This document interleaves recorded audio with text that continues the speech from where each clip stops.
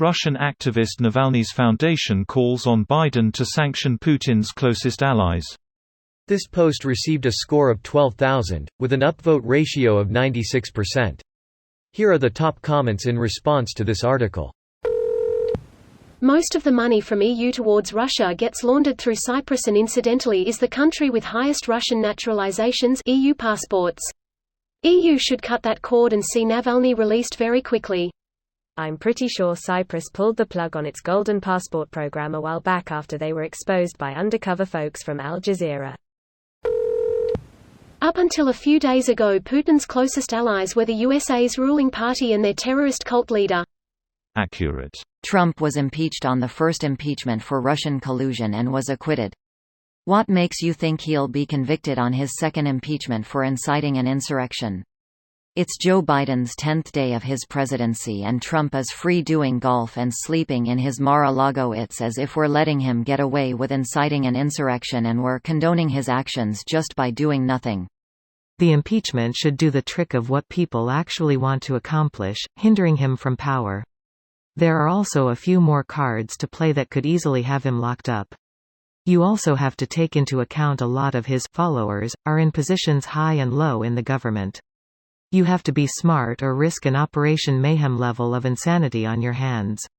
Yet 50% of senators refused to convict, including Ted Cruz and Mitch McConnell. He still performed particular criminal acts A on federal property and B within D.C. Both have jurisdiction in this case if they wanted to try him on inciting a riot.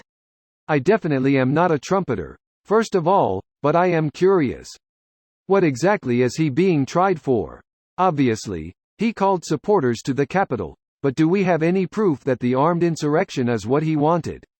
I think I'm out of the loop, but I'm sure you realize I can't just Google this stuff. He violated both Georgia and federal elections laws when he fired the Northern District of Georgia district attorney for not finding fraud that doesn't exist. When the DA of the Southern District of Georgia came up to find the fraud, he didn't find any. Then he did it again on that call to the Georgia Secretary of State, asked to find votes after being told repeatedly that there weren't any to find, is attempting to suborn an elections official to commit a felony, and a felony itself. Attempting to get the valid results of Georgia pinned is treasonous. I really appreciated the Opening Arguments podcast on why Trump should go to prison in Georgia. Context or no, that's 100% a felony violation of GA Code 21 February 562 because as stated later in the statute, the felony is committed upon the attempt to solicit fraud whether it is successful or not, and he definitely asked the SOS to change the tally. It's frankly just a matter of whether they will prosecute, not whether a felony was 100% definitely committed by Donald Trump. Not sure if New York is still pursuing Trump org-related felonies, or if there is any momentum to try to take him down for any of the other laws he's definitely violated, but the Georgia felony is seriously an open and shut case. The recorded call is legally admissible evidence as a one-party state, and it'll be really outrageous if absolutely nothing comes of such an obvious case of felony conspiracy to commit election fraud. This video was automatically created by Reddit to speech.